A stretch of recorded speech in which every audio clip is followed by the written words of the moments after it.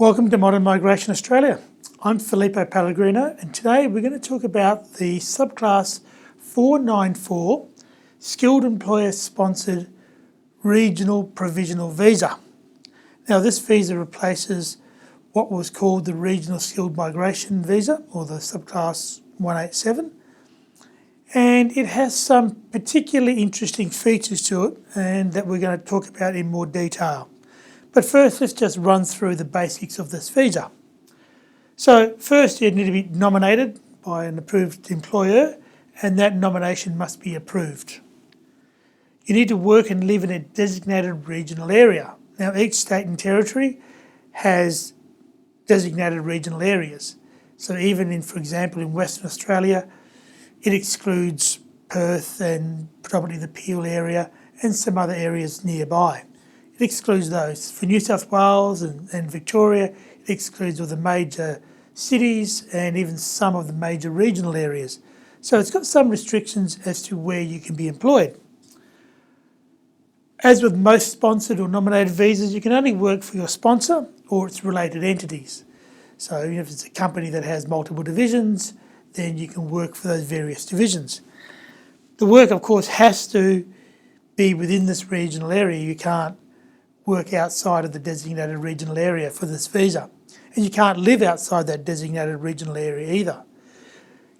Family members, of course, are part of this visa and they can live and work in the regional area with you. They can also study as well. So there's no real restrictions on those visas for family members.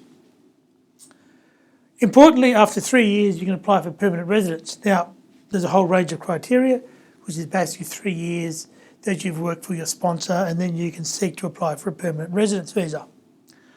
We'll come to that a little bit later on, probably in another video when we deal with this section separately. Again, some of the core criteria, like all the skilled visas, you have to be less than 45 years of age. You have to have a positive skills assessment for the nominated occupation. So you can't have a skill assessment for the occupation of an engineer if you're going to be nominated as a building inspector, for example. What's also important is that you need 3 years of work experience. Now, this sounds fairly standard for most skilled visas. However, there's actually a bit of a twist to this, and I'm going to come back to that because it's really important. The other thing is that the restrictions apply. You can't apply for some other visas whilst you're a holder of this visa within the first 3 years. So after 3 years, the restrictions on the other visas you can apply for disappear. But for those first 3 years, you have restrictions, including you can't apply for example, a spouse visa in that first 3 years. That's an important restriction. Okay, so let's come back to this 3 years of work experience. Now, this has a particular feature. Unlike the other skilled visas where you could work part-time and casual and accumulate 3 years of work experience over, a 4-year, 5-year, 6-year period, this visa you can't. This visa has a really interesting set of restrictions on the work experience. In short, your work experience must be through full-time employment. You must have been paid superannuation. You must have been eligible for holiday leave.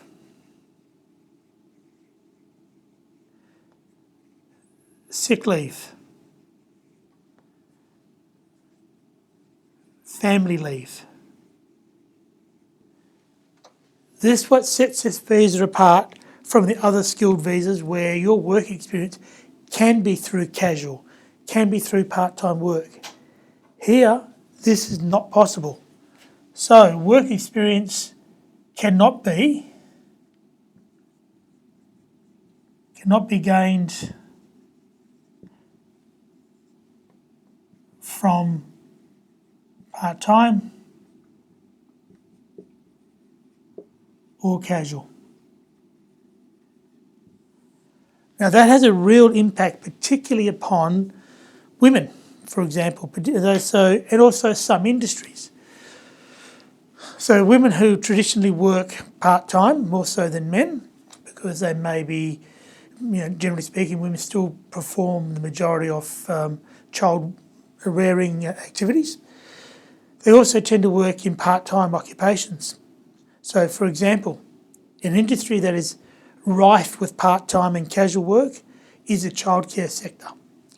So, and the issue is that in the regional occupation list for this particular visa, childcare managers is part of the occupation list. However, the majority of those people work part-time or they work casual, and so their work experience doesn't count. And that's a real issue for this particular visa. So when we talk to you about your visa, we're going to talk to you about your work experience first. Along with all the other issues, the health, your character requirements, that's fine, that's a normal. However, it's really important that we talk to you about your work experience. If you can't meet this full-time employment, even if you have a skill assessment, because your skill assessing authority accepts part-time work, this visa does not. So this is the most important thing about this visa. It's got some great benefits. It does transition to permanent residence. You have English requirements, but this is the real danger. Your employment must be full-time. Your work experience must be full-time and must have all the benefits that go with full-time work in Australia. So this is what we have to be wary of, and that's why we're talking about this above everything else today. So if you're an employer seeking to sponsor someone under a 494 visa, or you're a person who's been offered a nomination and employment under a 494 visa, come and talk to us about these criteria, because this is the most important and this is what you need to meet. So again, thank you very much for watching, and hopefully we've provided you with some important information, and we look forward to seeing you again very soon.